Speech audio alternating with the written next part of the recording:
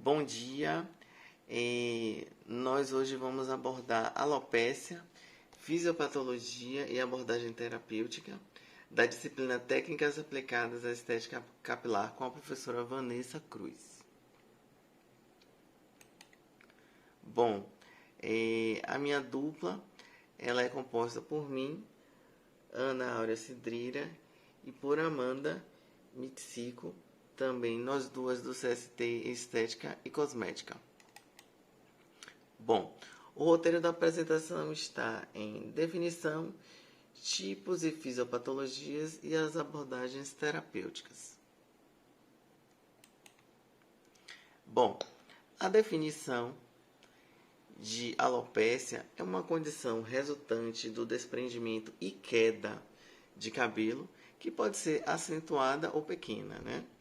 Ela está dividida em cicatricial e não cicatricial e se origina da palavra grega alopecia, que significa queda ou diminuição de pelos ou cabelo.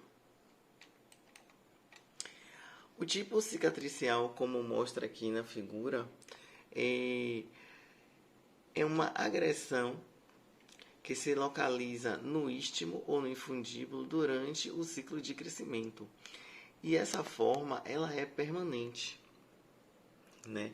Essa alteração no folículo é de maneira definitiva e reversível, causando também uma fibrose cicatricial no local. Alguns agentes causadores são o lúpus eritematoso e as infecções fúngicas, mas também nós temos aí algumas neoplasias, nós temos dermatoses como foliculite, pseudopelada e lúpus eritematoso. No tipo não cicatricial, né, essa agressão acontece no nível do bulbo piloso durante o ciclo de pelo, mas a forma é não permanente. E a queda, ela pode ser reversível, né? Cessando o agente causador, a normalidade retorna. Nós temos como exemplo aqui o eflúvio telógeno, a alopécia areata, a alopécia androgenética, como seus principais representantes. Aqui nós temos, né, uma figura que representa, né, o folículo piloso, né, e aqui nós temos a demonstração do infundíbulo e do istmo, onde eles se localizam, nessa região aqui, que no caso é onde acontecem as afecções, né, as agressões da alopécia cicatricial em caráter permanente, né? Então não haverá crescimento desse pelo, né? Haverá também uma alteração aqui fisiológica, né, do crescimento desse pelo.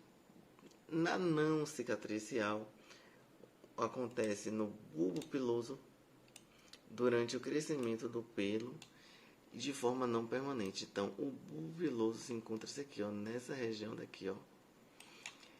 E essa alteração, ela não é permanente. Interrupção de sua produção, sem destruição ou atrofia dos folículos. A sua etiologia, origem e causa é desconhecida e multifatorial, podendo ser também genética. O que se sabe é que componentes autoimunes como o linfócito de imunidade celular CD8 atuaria sobre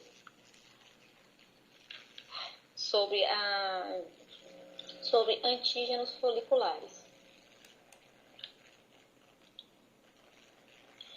As diversas formas de alopécia areata são areata unifocal, areata multifocal e a areata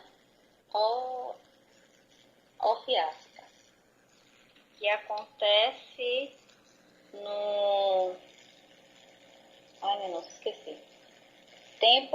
templo occipital.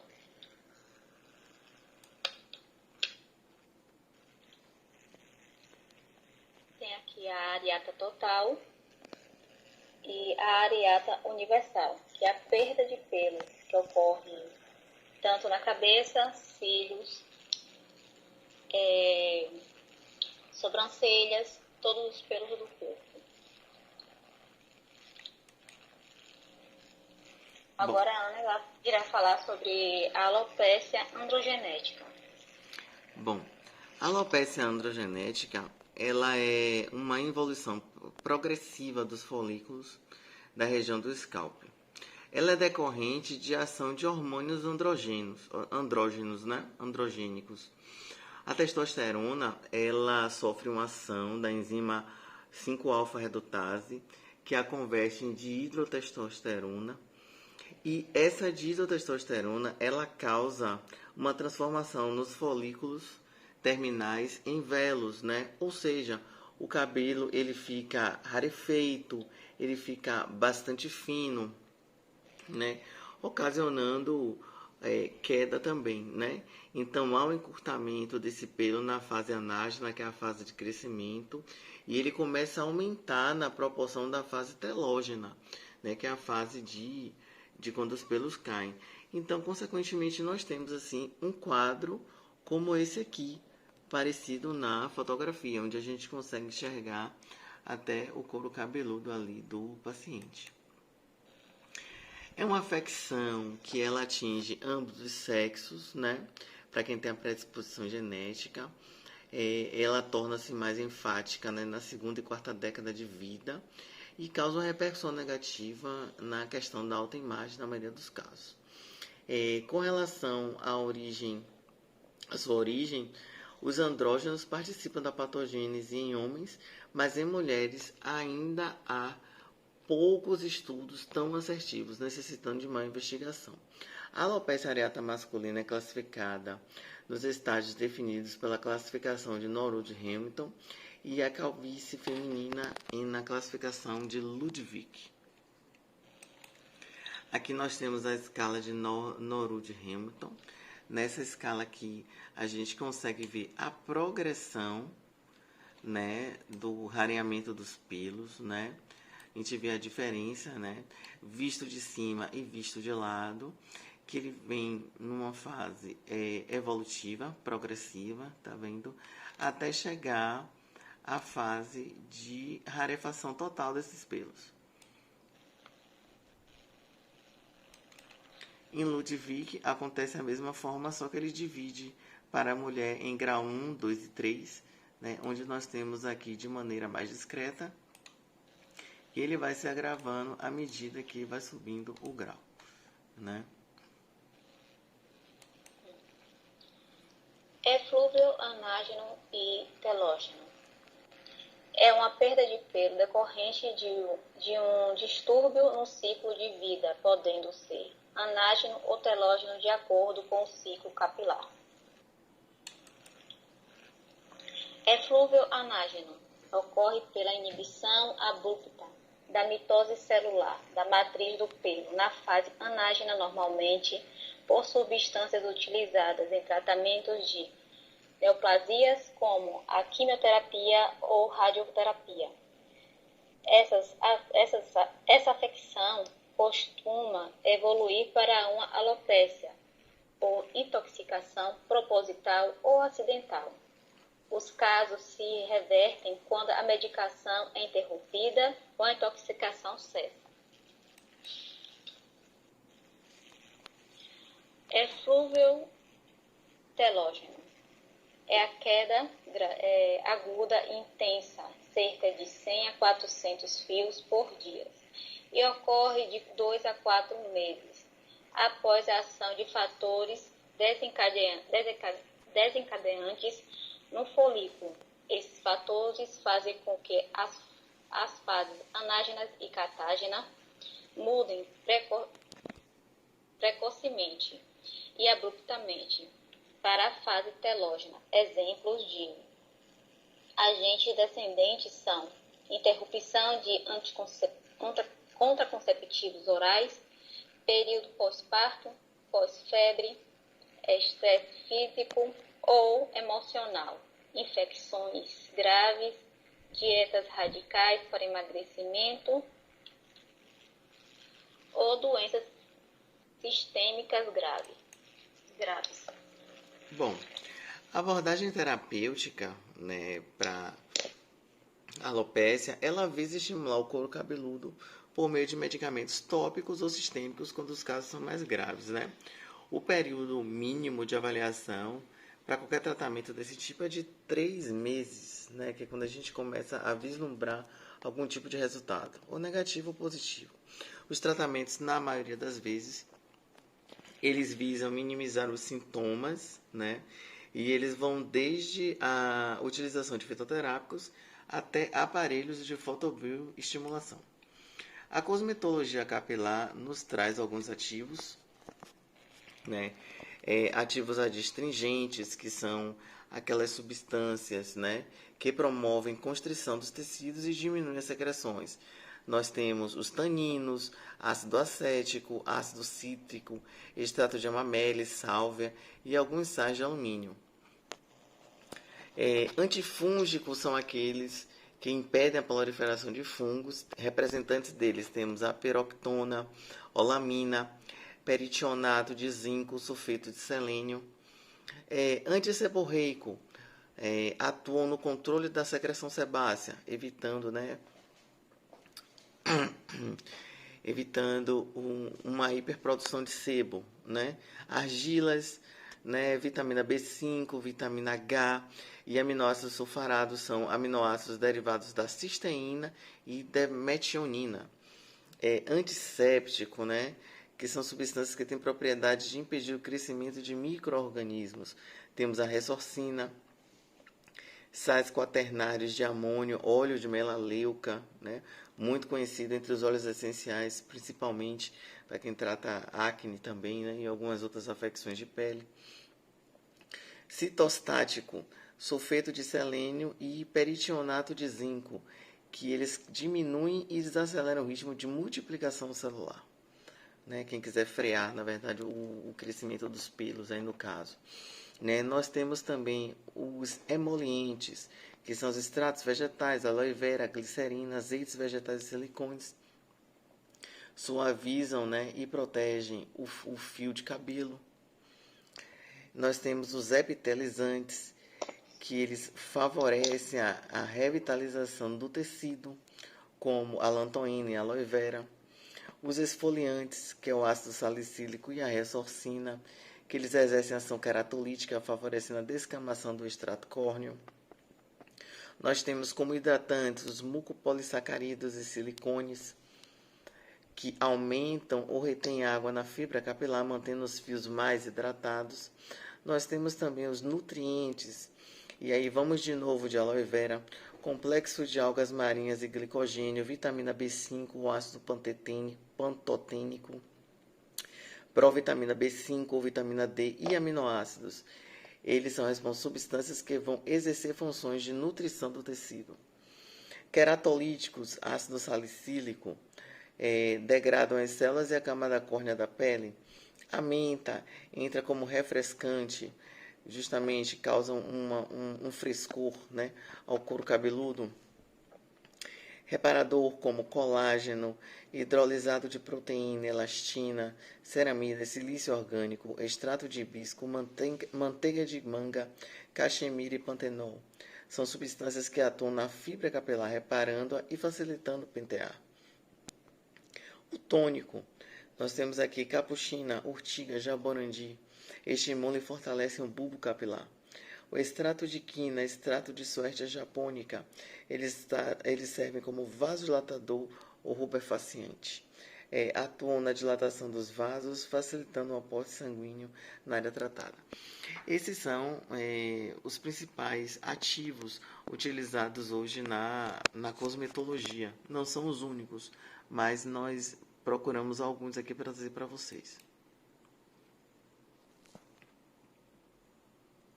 Outras abordagens de tratamento capilar. Laser de baixa potência. Atinge as células periféricas da papila dérmica do folículo piloso, aumentando a sua vascularização e aporte de nutrientes e energia celular, permitindo a ativação de células germinativas que poderão regenerar e realizar e revitalizar, o folículo piloso. Favorece a diminuição de infiltrados inflamatórios de oleosidade e nível de DHT e reduz o edema pós-operatório do transplante capilar. Essa terapia é indicada na presença dos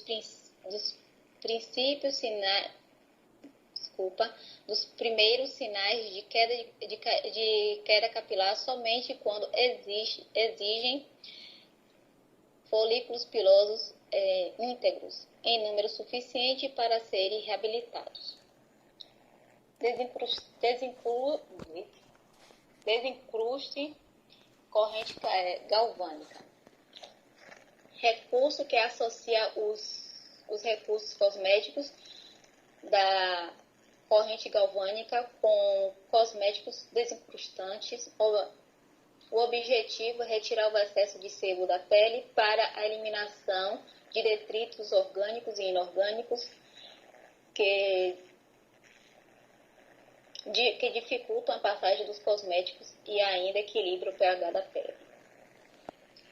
Iontoforese, corrente galvânica.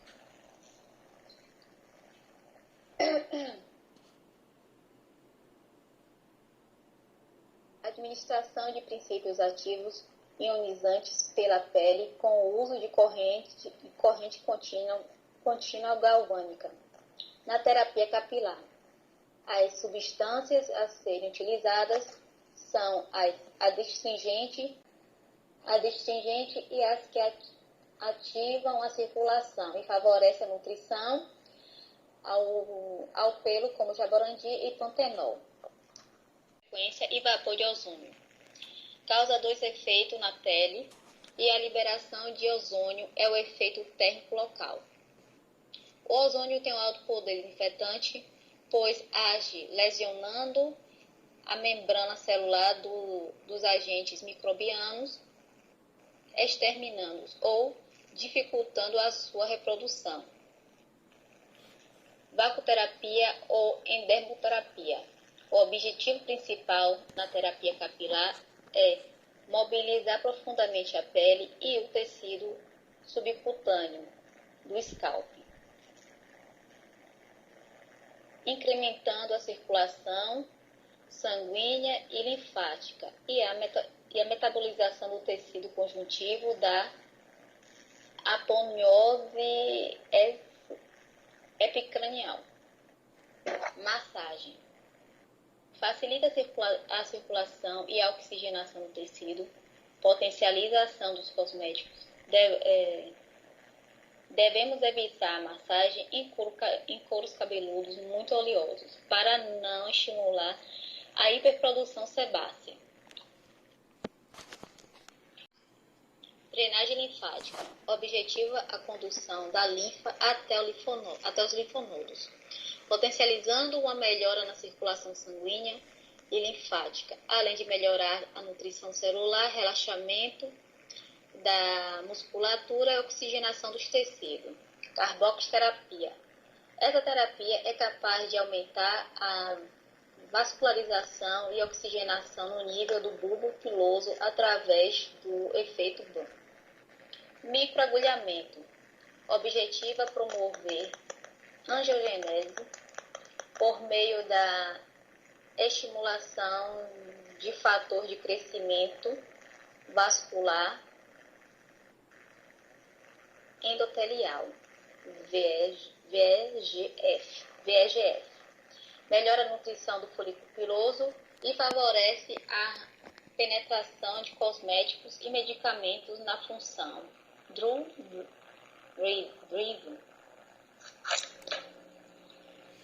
Bom, as nossas referências bibliográficas foram essas aqui. Bases e métodos de avaliação aplicados à estética, do professor João Tassinari e Luana Rogeri. E Terapêutica em Estética, Conceitos e Técnicas, do professor Fábio Borges e Flávia Escorza. Se seu padrão de beleza é único, seu tratamento também deve ser. João Tassinari. Obrigado a todos e tenham um bom dia. Esperamos que tenha sido bastante útil. Um grande abraço a todas.